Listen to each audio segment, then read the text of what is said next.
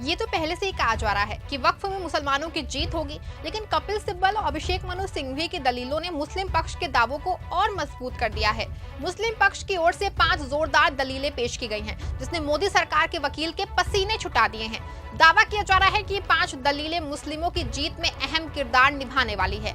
मुस्लिम पक्ष की ओर से रखी गई ये 5 दलीलें कौन सी हैं और क्यों इन दलीलों के आधार पर मुस्लिमों की जीत की बातें कही जा रही हैं, ये सब कुछ मैं आपको अपनी इस रिपोर्ट में बताने वाली हूँ। साथ भी इस पर भी चर्चा करूंगी कि कैसे मोदी के वकील इस सवालों के जवाब नहीं दे पाए हैं। दोस्तों, वक्फ में 3 दिन की मैराथन सुनवाई के बाद सीजेआई बीआर गवई ने फैसला सुरक्षित रख लिया है।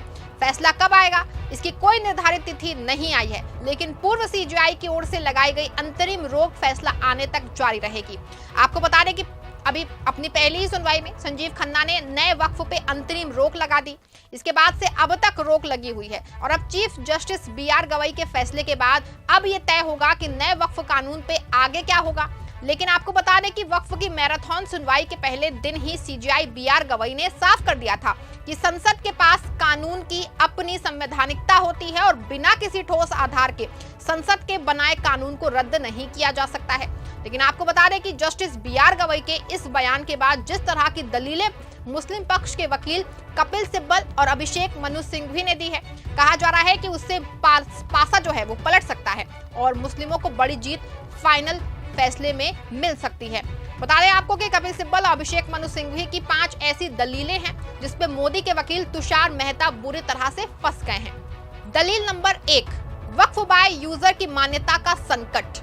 आपको बता दें कि कपिल सिब्बल ने अधिनियम की धारा 2RI को असंवैधानिक करार दिया, जिसमें वक्फ बाय यूजर की मान्यता समाप्त कर दी है। उन्होंने तर्क दिया कि ये प्रथा इस्लामिक परंपरा का हिस्सा है, जिसमें बिना लिखित दस्तावेज के भी संपत्ति को धार्मिक या चैरिटेबल उद्देश्य के लिए उपयोग किया जा सकता है।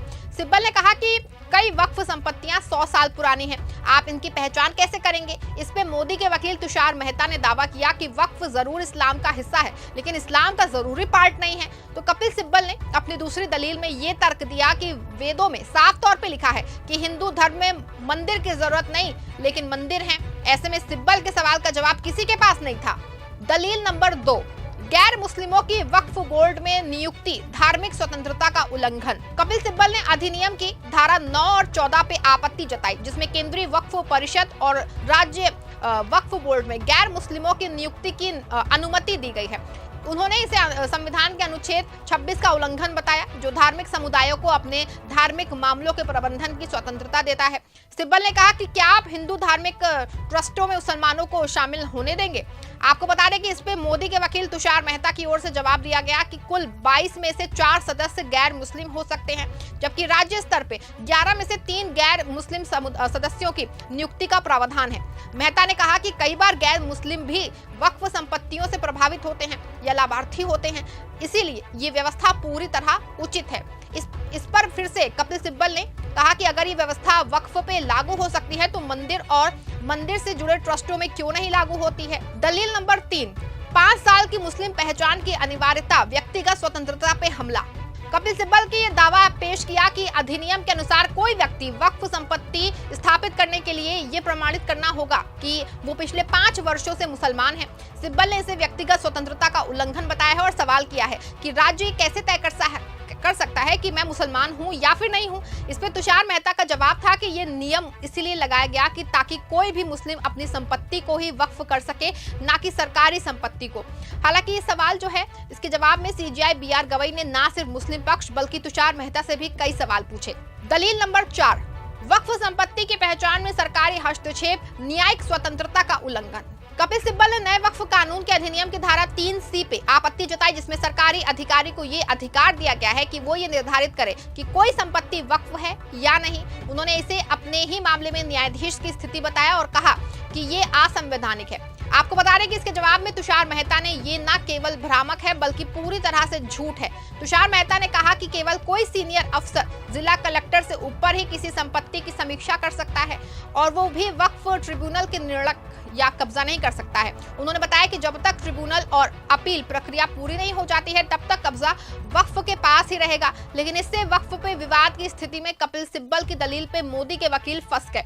जब ये पूछा गया कि अगर कोई संपत्ति पे विवाद है तो क्या होगा, ऐसे में कलेक्टर और सीनियर अधिकारी क्या करेंगे? दलील नंबर 5, ऐतिहासिक और सांस्कृतिक धरोहरों का वक्फ से बाहर होना, सांस्कृतिक पहचान पे हमला। कपिल सिब्बल ने अपनी दलील में कहा है कि अधिनियम की धारा 3D के अनुसार यदि कोई संपत्ति पहले से संरक्षित स्मारक के रूप में घोषित है तो उसे वक्फ के रूप में मान्यता नहीं दी जाएगी। सिब्बल ने इसे ऐतिहासिक और सांस्कृतिक धरोहर के खिलाफ एक साजिश बताया है और कहा कि ताजमहल और जामा मस्जिद जैसे स्थल अब वक्फ से बाहर हो सकते हैं। इस पे तुषार मेहता का जवाब आया है कि वक्फ संशोधन अधिनियम 2025 किसी जल्दबाजी में नहीं लाया गया, बल्कि इसके लिए 96 बार संयुक्त संसदीय समिति की बैठक हुई है।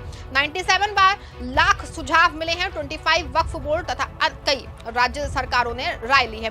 इसी के अनुसार ये कानून बंद कमरों में नहीं बना, बल्कि अभूतपूर्व स्तर पे संवाद और सुझावों को लेकर तैयार हुआ है।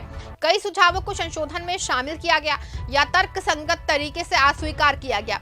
फिर दोबारा कपिल सिब्बल ने जवाब दिया है कि जेपीसी में जो कुछ हुआ वो सबके सामने है।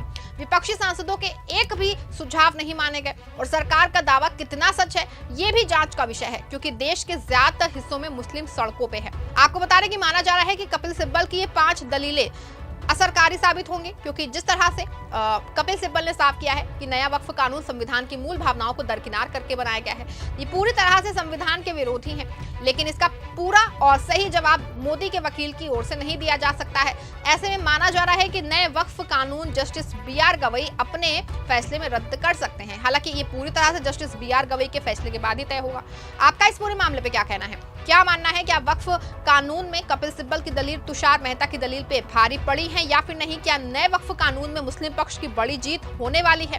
क्या नया वक्फ कानून जो है जीत जस्टिस BR गवई वो रद्द कर सकते हैं? आपकी जो भी राय है कमेंट में जरूर लिखिएगा। खबर को लाइक और शेयर भी जरूर करिएगा। चैनल पे नए हैं तो चैनल को सब्सक्राइब भी जरूर कर दीजिएगा।